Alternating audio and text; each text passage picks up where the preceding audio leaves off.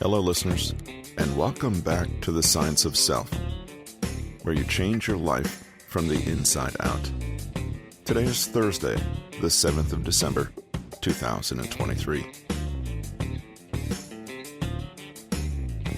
Today's episode is about neuroplasticity, the ability of your brain to change and adapt throughout your life. This topic comes from the book Superbrain by Peter Hollins. Of course, it's available on Amazon and Audible, and you can learn more about the author, Peter Hollins, at his website, bit.ly/Peter Hollins. So, buckle up and get ready for a journey into the depths of your own mind. Let's explore the amazing power of neuroplasticity and unlock the secrets to changing your life from the inside out.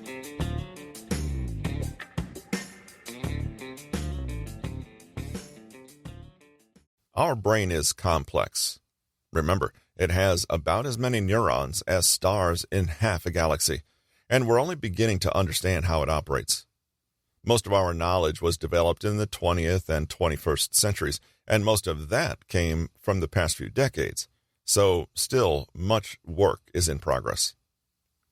And still, there's a lot we now know and understand. We know that our brains work through complex networks and connections, and that all the information inside our brains is organized through association. One of the most amazing discoveries we've made about the brain is understanding its neuroplasticity. For a long time, it was believed that the brain was shaped in a particular way and developed only until adolescence.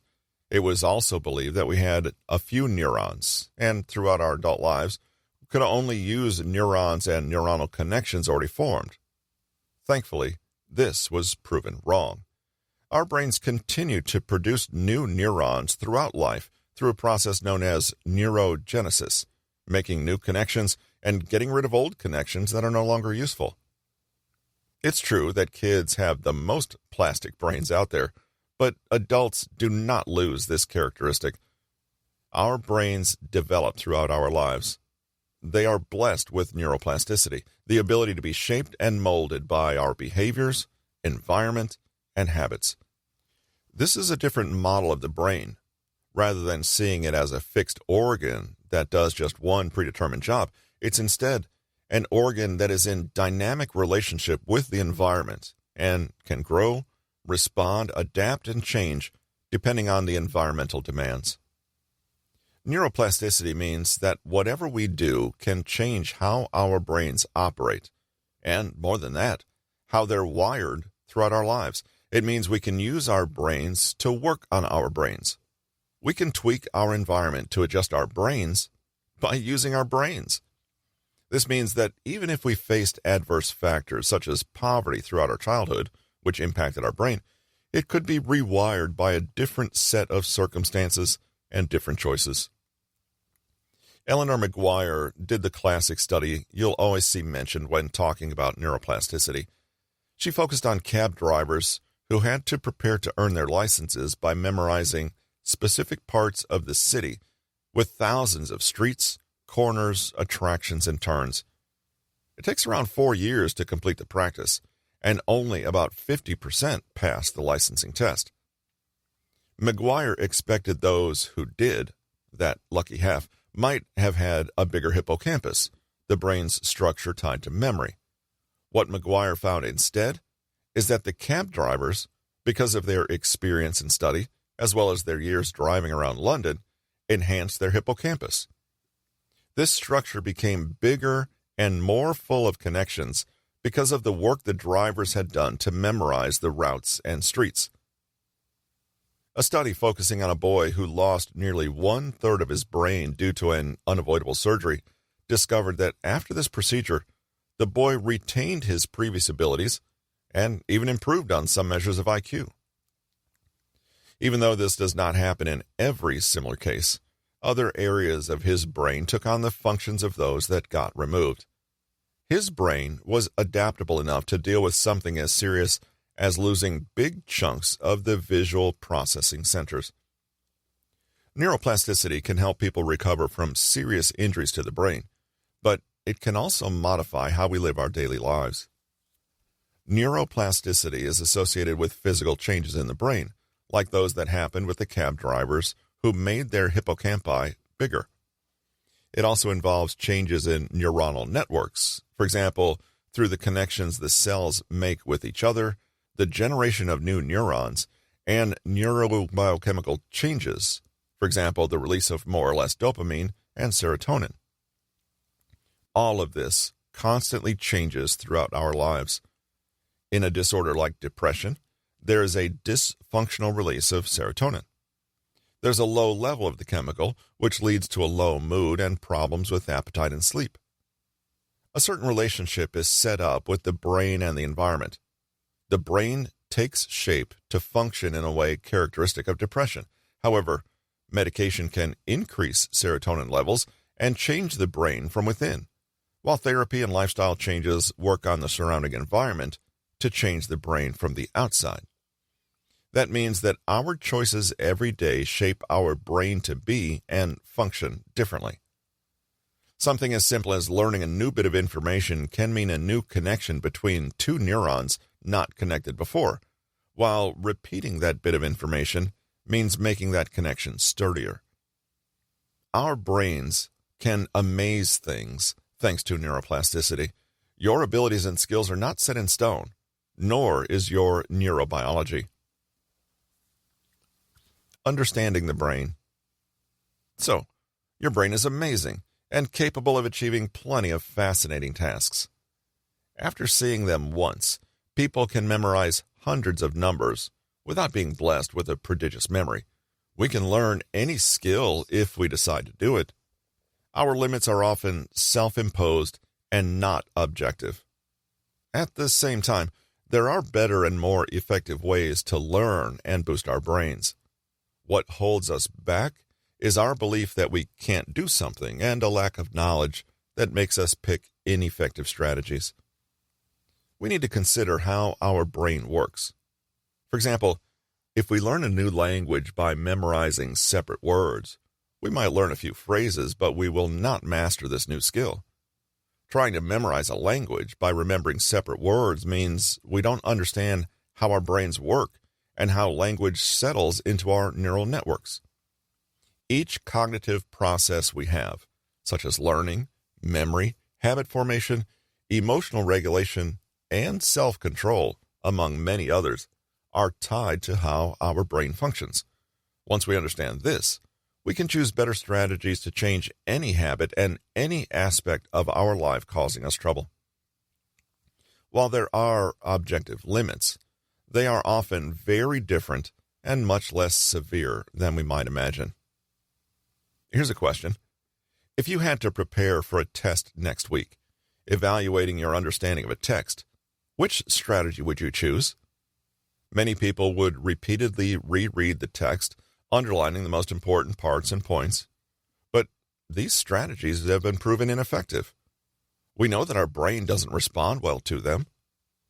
Understanding how our brains work can help us choose efficient strategies, get better results that are more lasting and less difficult to achieve because we use means that align with our neural wiring.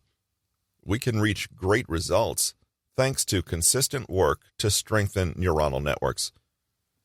We now know that strengthening one connection can weaken others, a perfect explanation for why we need new habits to replace older ones. We can change our brains and change our lives. We just need to know how. What can affect our neuroplasticity? In these sections, we'll do a deep and practical dive into how you can better understand your brain and use specific, focused techniques to improve different aspects of your life and use the flaws in your brain's processing to make your day-to-day easier and more satisfying. Fortunately, the brain is neuroplastic, but it's not endlessly so, and we need to know the rules for how it organizes itself to take advantage of its adaptability. Before getting to specific techniques, we'll talk a little about the general ways to keep our brains happy and healthy and ready to enhance their neuroplastic capacity, because it's not always the same. Some things and factors can reduce your brain's capacity to adapt. Let's start with a few general things all brain owners need to remember to have them prepared to adapt and shift. Physical activity. Physical activity can lead to greater neuroplasticity. Exercise not only counteracts cognitive decline, but can also encourage our brains to start producing new neurons and improve our ability to make and change connections. Daily physical activities like chores or walking and focused exercise are linked to benefits for cerebrovascular health and a higher ability to learn and memorize. Sleep. Getting enough sleep is an essential condition for neuroplasticity. It promotes repair, memory consolidation, and restorative processes across all animal life. Chronic sleep deprivation disrupts neuroplasticity because it can also negatively affect learning and memory. Recent research suggests that we need uninterrupted sleep to effectively make lasting neural connections because memories get consolidated in stages. Breaking up our sleep time or not getting to REM or deep sleep means that some forms of memories and connections are never made fully or never consolidated. Besides this, sleep can restore plasticity for the next day. Diet and nutrition. Our brain consumes over 20% of the energy we derive from nutrients. Nutrients are needed for neuroplasticity, and eating patterns help or hinder changes in brain structure. We can say, for instance, that too much sugar in the absence of healthy fats can make learning and memory much less effective. And specific substances in foods make our brains more malleable and help create stronger connections. The first ingredient is polyphenol, found in fruit, vegetables, tea, juices, plants, and some herbs. They can reduce the effects of cognitive decline and stress while improving synaptic plasticity. Polyphenols can be found in curcumin and omega-3 fatty acids that appear to be essential for good plasticity. Evidence shows that eating curcumin and drinking teas, especially green tea, black tea, and oolong tea, helps neuroplasticity. Other types of food associated with improvements in cognitive functioning are grapes, wine, and peanuts, thanks to their content of resveratrol. Omega-3 fatty acids found in oily fish like salmon and anchovies also are linked to improved plasticity. So, the foods and supplements that can help your brain become even more malleable include curcumin, green tea, black tea, oolong tea, grapes, wine, grape juice, fatty fishes like salmon, herring, anchovies, etc., omega-3 supplements, peanuts. Adding more foods that promote neuroplasticity to your diet can help make changes more successful and lasting. Give your brain the food it craves and feed it like a champion. Consistency. Traumatic events can leave a lasting impact on the brain, even if they only happen once. However, to change our neural connections, we need to be consistent and build on them every day, or almost every day. Making habits is not just a behavioral change. It leads to long-lasting changes in the dorsolateral striatum, or DLS, and this is a separate part of the brain from the one that regulates goal-driven behavior. When habits become automatic, they save a lot of energy, and our brain turns to them first. So healthier habits allow us to rewire specific structures to change our automatic patterns of responses and behaviors. Consistency allows us to engage the dorsolateral striatum rather than other parts of our brain. One important suggestion here is to put things into practice every day, even if it's just for a few minutes. If you must skip, try to skip a single time and not twice in a row, as that can disrupt your habits and cost you a significant chunk of your progress. A good example of the importance of persistence is the situation of stroke survivors, many of whom recover brain functioning. One of the key elements for recovering and developing neuroplasticity is for people to repeat the same tasks repeatedly. Reluctance and resistance. Not everything about the brain is positive. Sometimes its functioning is associated with issues, particularly as the brain tends to have processing errors. We'll discuss them more in depth in the following chapters, but it's important to note that even though our brains are made for malleability, they tend to resist change. Established patterns tend to win due to the effects of the dorsolateral striatum that can override our desire to reach specific goals. It's not a sign that something's going wrong, and we should expect lapses, especially when tired and stressed.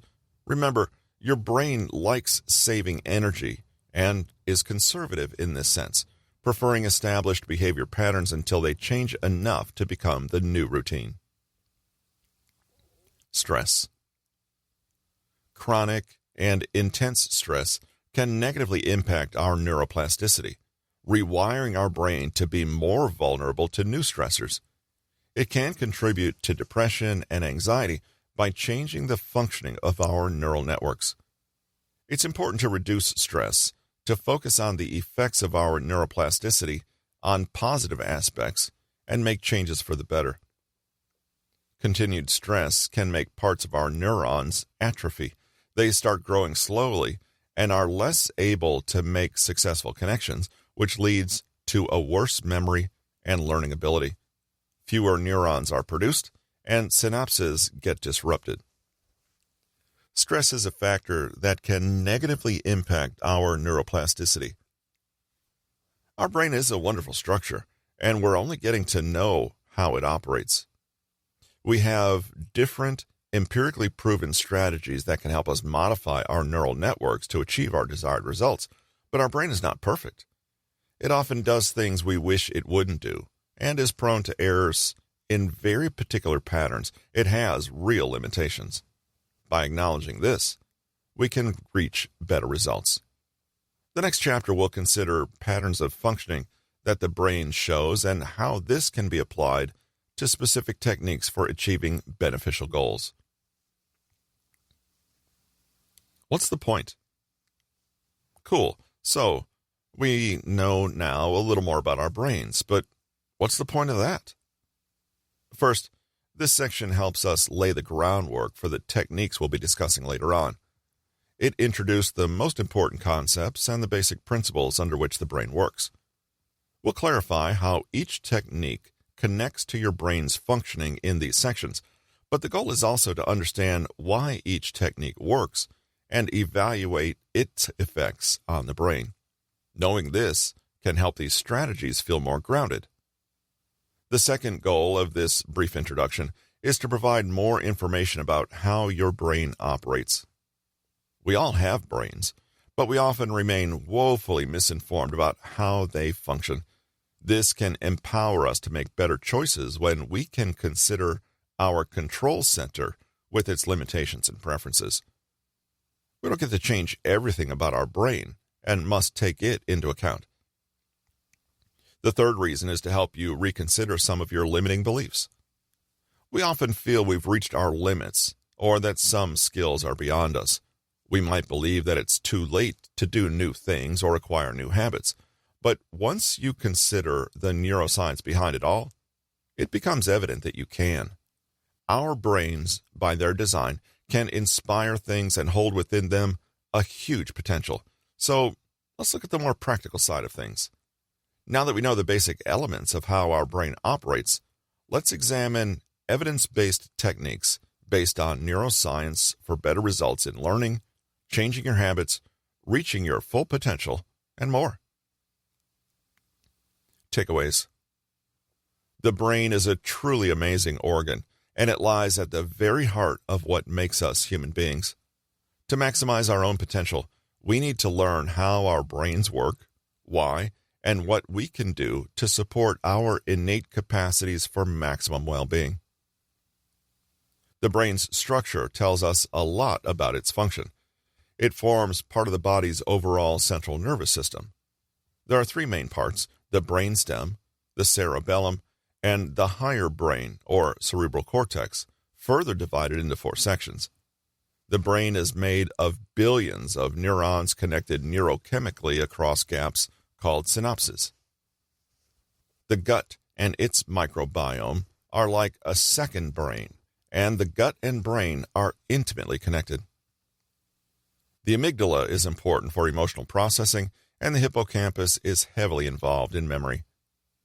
Key neurotransmitters include serotonin and dopamine, although there are over 100 neurotransmitters in the brain.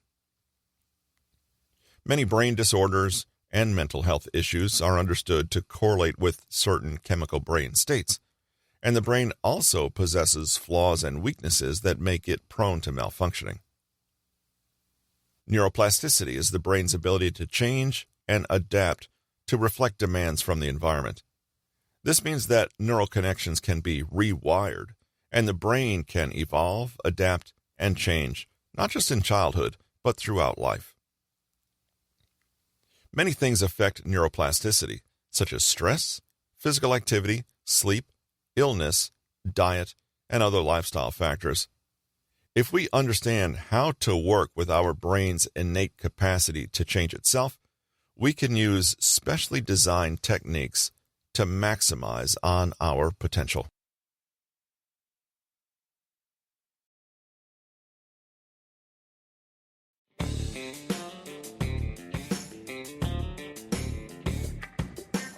Remember, if you're enjoying this episode, please leave a review and subscribe to the show for more science-backed insights into self-improvement. And don't forget to check out Peter Hollins' website, bit.ly/Peter Hollins, for more resources on optimizing your mind and your life. Until next time, stay curious and keep exploring the science of self.